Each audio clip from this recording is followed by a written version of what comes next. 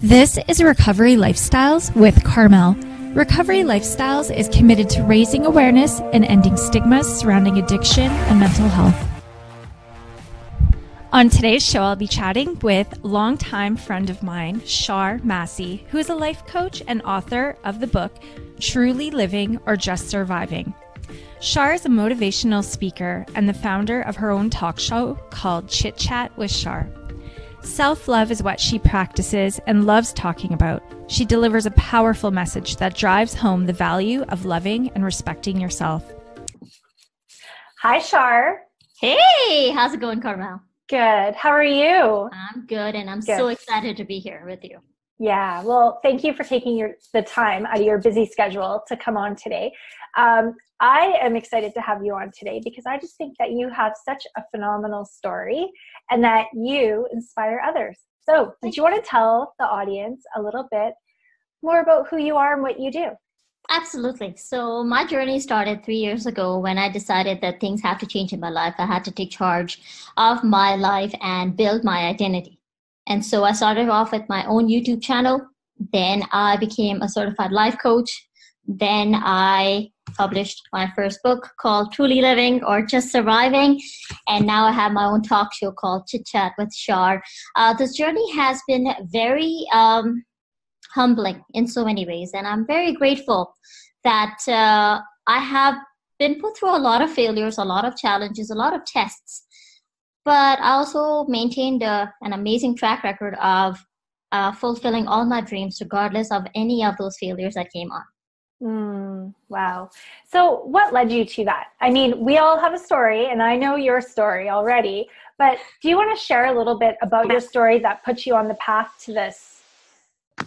The way it actually worked was I had no identity as soon as my divorce happened, which was 6 years ago now. And I remember looking at myself in the mirror and questioning who I am because I did not know. And it was an awakening call at that point. And I knew that things cannot move forward anymore the way they were because I had lack of confidence. I always looked at myself as a failure, somebody who had no purpose in life. And I'm like, this is not the way to live. Like, there is more to my being in this world than just being someone's wife or just being called a divorcee and just feeling pity for myself. And I had to break that chain. And for that, I had to take charge of my life.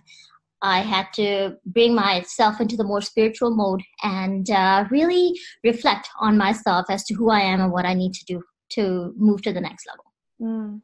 So for anybody that is listening right now and maybe on the verge of going through a divorce like you did, or is just, coming out of a divorce, what kind of advice would you give them for this time when they're feeling lost? Well, taking a step back is a very good idea at that point because that situation is overwhelming and very emotional. And it can be, you can feel very clouded. You can feel that you're all alone and that life has come to an end. It does feel that way, but let me tell you, it's a temporary phase of your life. That situation came in your life to teach you something, to help you move forward more strongly. Now you've experienced something that can help you move forward with a lot more knowledge about life, about yourself that you didn't know. So, and that's what I did. I had to take your time. Honestly, guys, take your time, but know and set a goal that you will come out of it being more stronger and wiser than ever before and not tolerate anything less than what you deserve. And that's where the self-love aspect came in for me. Yeah, I think that, a lot of the women that I work with and that I speak with, that are having a similar experience and going through a divorce, that is one of the main things is that their worth has been lost. They don't feel that they have any self-worth. And a lot of times that's because of the dynamic of the relationship they were in. So what are some of the self-care routines, may I say? What are some of the things that you did for yourself that helped? I meditated quite a bit. I reflected on every aspect of my life that wasn't good and how I can change it. I actually went to the drawing board quite a bit, many times. I failed many times also, in trying to attempt to want to change, because change is something that is never going to be easy, no matter in which walk of life or which phase of life you're in. I even had to leave the country for a bit. If that is a possibility for some people, do that. Sometimes a change in scenery, a change of people helps you move forward a lot faster, a lot easier. The support of my family and friends made a huge difference. And above all, I started to believe in myself. I started to really recognize my strengths and, more importantly, embrace that failure, embrace the challenge that I went through, and know that, it's there to teach me something and not to lead me into a pit hole that I can't come out of. Yeah. It was a conscious choice and effort that I made. So. And do you remember that point, that time when you all of a sudden realized that, oh my gosh, I'm not living in this survival mode anymore. I'm actually living in, as you would say, a thriving space. Do you remember that turning point? I do. It was, it took me at least a year and a half to get to that point where I felt this burden off of me. I felt like I was holding on to so much tension and grief and regret and resentment from my past life, which wasn't allowing me to move forward. And the minute I realized what I was able to let go. There you go. That's it. So what I was able to let go, past is past. It's in my present. I need to work towards a better future. Being content, just being content with the situation that happened. I realized that I don't want to change anything about my past because that has made me the person who I am today. Also helped me a lot. And when I realized that what I left behind was actually all for the right reasons, that it happened, moving forward was a lot easier. I guess that's what it comes down to. When your why is prominent, your what becomes easier. Yeah, I feel that questioning why is a place of kind of staying stuck where you are. But what? That's now the solution. That's actually very powerful. Did you do a lot of journaling for that of, this is what I'm asking. Why is this me? Why am I experiencing this? And then flipping it and stating what? Yes, it did. And you know what also helped me a lot was I'm more of a visual person, and I learned better that way. And I took the help of some YouTube videos that were very inspiring to me that way. I also took the help of people that were already divorcees, and they managed to move forward very brilliantly. And if they could do it, I was like, why can I not? What makes them different from me? Yeah. What is stopping me from moving forward? And what exactly was stopping me was I wasn't able to let go. I was holding on to certain things from my past, which wasn't allowing me to move forward. It was, in fact, hurting me. The minute I let go, freedom. Right on. So I may be repeating myself or having you repeat yourself, but how do you let go? Oh, very, very difficult. And I failed many times doing that. Again, it was a lot of support system. Okay. The support of, again, my family and friends. I prayed about it quite a bit, and I kept trying and trying and trying. Sometimes it's just one of the most weirdest things you have to do to forget about things and to let go. And it was a work in progress for me. I can't really tell you that one particular thing that helped me. It was a multiple things that I was trying to do to help me get over that. And one thing that really did help me was also my own personal development. I hired coaches. I read a lot of books. I watched YouTube videos to help me get to that next level. Because in the end, it's really all up here psychologically. You feel like letting go is difficult, but really it's all this mental blockage that's in your head too. And that had to clean. And that is what worked for me too. So let's move on a little bit to your book. I want you to share more about your book.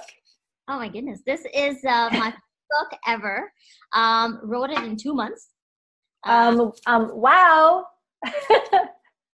What was that? That sounds a little obsessive. Like that's intense. It had to get to that point because in December of 2017, I learned about this big stage I'm going to be speaking at. So I had to get this book ready in time for my big speaking gig in 2 months.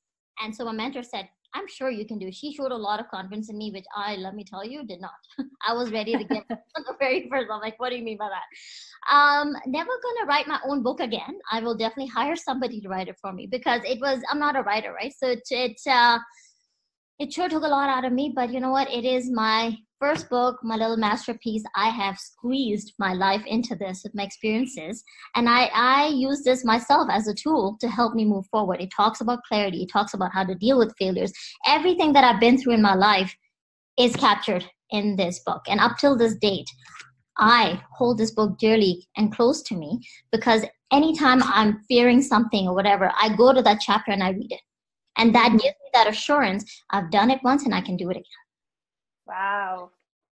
So, and I'm going to have that link available to people under this video, so that if they want to, if what you're saying resonates with them and they want to read your book, and I highly recommend that they do, they can go ahead and grab that. Thank you very much. So as we, this is a quick interview today, and as we're starting to wrap up a bit here, is there anything on your heart that you would really like to share with any of the women that are listening? You know what? There is a biblical quote that I want to talk about, but it also reflects so much in our own personal lives. Seek and you'll find, knock and the door will be open for you. And I am learning that every single day, until and unless you're looking for it, looking for whatever it is that you need and desire, you literally need to be physically looking out there for it.